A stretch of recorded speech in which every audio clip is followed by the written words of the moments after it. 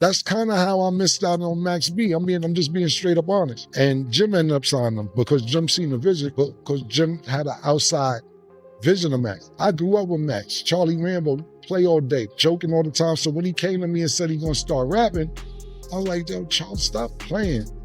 His exact words was killing them. Like, no, let's get this clicking like Dorothy's heels. Man, this right here is one of the wildest Harlem stories that never truly died. A story that's been simmering for more than a decade, and now Cameron is finally peeling back the curtain on why Jim Jones still fears Max B, even with Max behind bars. This ain't just rap beef. This ain't just ego. This is years of betrayal, business gone bad, pride getting bruised, and a talent so unique that even the man who tried to bury him can't escape the shadow he left behind. When Cam decided to speak on it, he didn't sugarcoat nothing. He said it straight. Jim know what he did. That's why he don't want to talk about Max. And once you hear the full story, you'll understand exactly what Cam meant by that. To get it, you gotta go back to when Max B first came into the Dipset world. Back then, Jim Jones was starting to step into his own spotlight, moving from being Cam's hype man to trying to be a real solo star. But Jim didn't have that signature sound yet. He didn't have the melodies, the hooks, the energy that would separate him from every other Harlem rapper.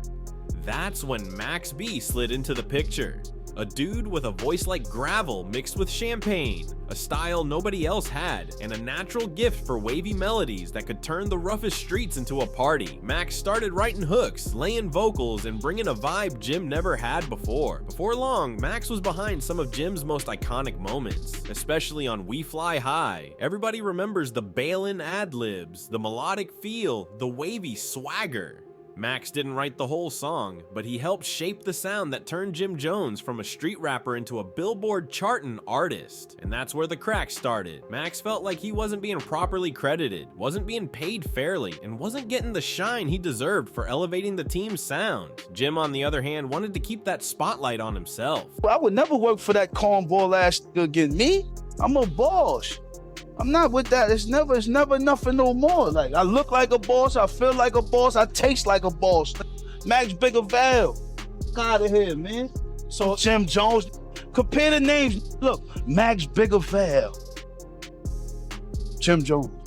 God, don't even add up. They're not on my level, man. Cameron said it plain. The money wasn't right, the contracts weren't clean, and Max felt Jim was eating off his talent while he was barely getting crumbs. That tension grew fast. Max B ain't the type to stay quiet when he feels played, and Jim ain't the type to admit he needed somebody else to make him hot. So instead of fixing the situation like brothers, things went left. Jim started pushing Max out, Max started talking loud, and in Harlem, once the talk hits the streets, you can't take it back. What made it worse was how Cameron watched the whole thing unfold from the sidelines. Cam always had his own issues with Jim, so he wasn't surprised when everything fell apart. But Cam said the part that really exposed the truth was how every time Max B spoke, the streets believed him.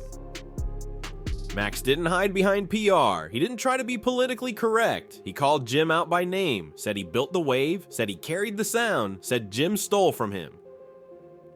And whether people liked Max or not, they felt the honesty in his voice. Then came the real twist. Max B gets locked up, and even from prison, he still had more influence than most rappers on the outside. His name stayed ringing. New generations embraced his slang, his cadence, his wave. And every time Jim Jones dropped new music, fans flooded the comments with, "This sound like Max B. You ain't wavy without the wave. Free Bigavelli." That's the part Cameron exposed. Jim ain't scared of Max physically. He's scared of the truth that Max represents. He's scared of how the streets still see Max as the creator of the sound he built his career on. He's scared that no matter how far he runs, Max's shadow is always there, reminding people where the wave really came from. Cam said it himself. Jim don't want to talk about Max because he know the streets remember everything. And once you understand how deep this goes, you'll see exactly why Jim still avoids that topic today. Cameron leaving Sirius XM, just got done with the Max B interview. Max B had the NY streets flooded. Jimmy acting like he can't see the water rise. Max B coming home. Where we at with that? Are you able to get past that? No. Now we get past now. We can get past that now. You want to get past it, or you want to dive more into it? Or you want me to tweak it? I want you to pass it at some You point. want me to crash out? I definitely don't want you to crash out because I don't want to crash out. Now, what I want for myself, I want for my brother. I appreciate it. You see what I'm saying? Because there's too much money out here, there's too much life out here, and I like to do the things that I like to do. Ain't nothing feel better than living right now. You right. After Cameron cracked the lid open, the conversation around Jim Jones and Max B got even louder because the history between them ain't just petty rap drama, it's a straight up Harlem tragedy. Once Max felt like Jim was robbing him of credit and money, the streets started picking sides. And here's the part that still eats at Jim. The streets didn't roll with him, they rolled with Max. See, in Harlem, authenticity is everything. You can have the fame, the fashion, the cameras, the hits. But if the streets think you shaking hands the wrong way behind closed doors, your credibility takes a hit that no chart position can fix. And Max B, he spoke with no filter. He said what people already whispered. He said Jim used him. He said Jim held his paperwork hostage. He said Jim got rich off the wave. And while Jim stayed silent, Max kept talking, interview after interview, mixtape after mixtape, telling the world exactly how he felt. And it worked. Max B's influence grew bigger after the fallout. People started seeing him as the brains behind the vibe Jim ran with. Max was dropping tapes, building Bird Gang into a sound nobody else had. He had the streets laughing, singing, quoting him every day. And that's when Jim started moving different, ducking questions, avoiding interviews about Max, trying to pivot his sound.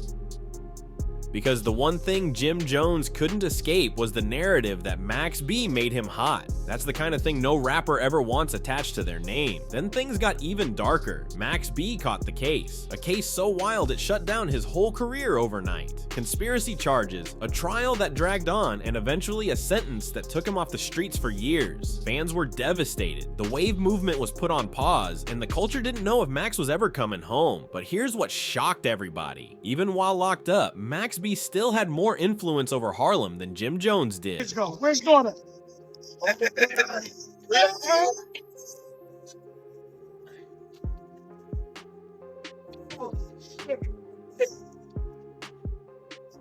Let's be a nigga. Every time Jim dropped a new track, fans would flood the comments with Free Max B, clowning Jim, saying he was only relevant off Max's vocals. Jim was on reality TV in mainstream media, doing interviews, but Max was sitting in a cell still running the city spiritually, and that made Jim even more uncomfortable. You can't outrun a man whose voice still echoes through the culture while he's behind bars. That's when Cameron said the quiet part out loud. Cam explained that Jim still fears the conversation, not the person. Jim knows the moment Max B steps back into the world, the truth about their past becomes unavoidable again. The interviews Max will give, the questions he'll answer, the names he'll call out, Jim wants no parts of that because Max ain't gonna hold back. Max never has. Cam said, Max is like a ghost over Jim's career. Everywhere he turns, somebody mentioning him. And he's right, Jim can drop a fire verse, have a charting hit, go viral, and all it takes is one Free Max B comment to shift the whole energy. That's a different kind of pressure. That's the type of shadow you can't fight. Because in Harlem's memory, Max B never lost, he just got paused. And everybody knows when he returns, the conversation gets resurrected instantly. That's where the fear comes from. Not fear of Max the man, but fear of Max the legacy. A few things that I'm saying, but you don't know the slam, like when you got locked up, you don't know the slander that I get. Cam, how the you let it go this way? From the same, like, what the how to go, da-da-da. I'm like, yo, I'm not, I ain't see the, yo, I ain't see this nigga be playing niggas that got in and out of jail all the time, man. I ain't see this shit was gonna happen. Niggas be ready to take my head off about this shit. And you ain't a prophet. Yeah. They want you to be above prophet. Yeah, listen, Prophecy. man. And I listen, I'm first tell you, I missed out and I didn't see it because you was too much of my nigga and I didn't see the vision.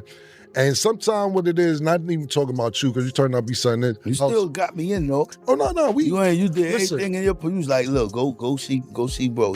yeah, but listen, we boomerang, we here now, we ain't even gonna get I'm into just saying, like Yeah. that's how right. even you acknowledge like still like damn Yeah. I got Jaja, I got Yeah. this got rail, I got, you know what I'm saying? Yeah. He said, nah. Now let's break down the real reason Cameron says Jim fears Max B. It's not the beef, and it's not the past violence. It's the truth Max carries, the kind you can't erase with interviews or rebranding. Cam said Jim Jones fears Max because Max is the one person who can pull back the curtain on how certain business moves went down. And that scares Jim more than anything, because here's the raw truth. Jim Jones built an image on being the gritty Harlem general, the hustler turned executive, the leader of Bird Gang. But if Max comes home telling detailed stories about contracts, money splits, recorded sessions, industry politics, and who really wrote what, that image cracks. Cam said that's why Jim never speaks about Max unless he's forced to. Jim knows that Max has nothing to lose. Max already lived a wild life, already got hit with one of the heaviest sentences in rap history, already lost years he can't get back. And someone with nothing to lose has no reason to protect anybody's reputation. And Cameron ain't saying this as a hater. He's speaking as somebody who lived through that whole Dipset era from the inside. He saw the moments when Max saved records with hooks. He saw the moments when Max's presence added flavor to tracks. He saw the tension when Jim started treating Max like an employee instead of a collaborator. These niggas go back like 40 years. When you hear that, you definitely need to come home. What's the energy? Because I'm going to keep it 100. Yo, Kill, I got to talk to the governor in Jersey. Yeah, Yo, once I speak to the mayor in East Brunswick, I'm coming up. Dude, like I said, you just got to switch the minds. One of the biggest bombs Cam dropped was this. Max just wanted respect. Jimmy ain't give it to him. That's where everything went left. Respect is the foundation of Harlem culture. Once someone feels disrespected, especially someone as outspoken as Max B, that wound never closes. Max spent years making jokes, clowning Jim, making memes before memes existed, and the streets ate it up. They loved Max because he didn't care about consequences. He spoke the truth as he saw it, and the truth happened to match what fans already believed. Even behind bars, Max was still dropping vocals, sending phone recordings to French Montana, appearing on intros, outros, remixes. His name stayed alive because his wave was too powerful to die, and every time Max resurfaced, Jim Jones got reminded of that past he tried so hard to outrun. Cameron said Jim's fear ain't about violence or payback. It's about exposure. It's about that one interview Max could give that would flip the internet upside down. Imagine Max B sitting across from $1 million worth of game, drink champs. It is what it is. He would break the matrix. He would tell stories the world never heard, and names would get mentioned. And Jim knows that. That's why, according to Cam, Jim gets tense anytime someone brings up Max's name. Not because he hates him, but because he knows the truth Max carries could rewrite the narrative Jim built. Now that Max B is closer than ever to coming home, the pressure on Jim Jones is at an all-time high, and Cameron says that's exactly why Jim still fears the situation. Cause when Max touches the streets again, the internet is gonna explode with one question. What really happened between you and Jim Jones?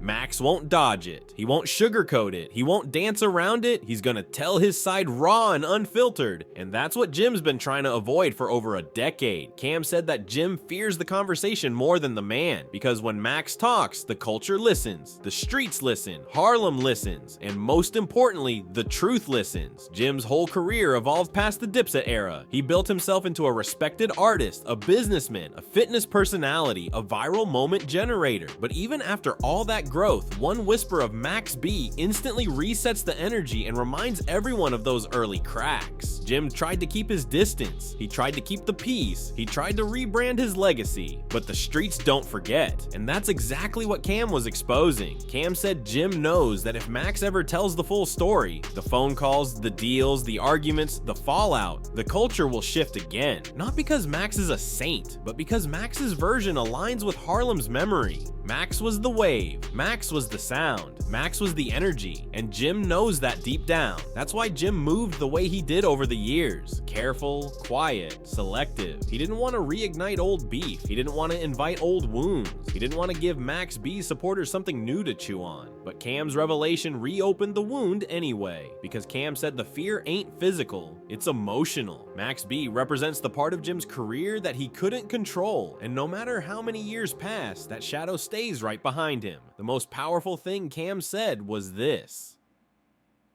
Max B ain't Jim's enemy, he's Jim's unfinished chapter.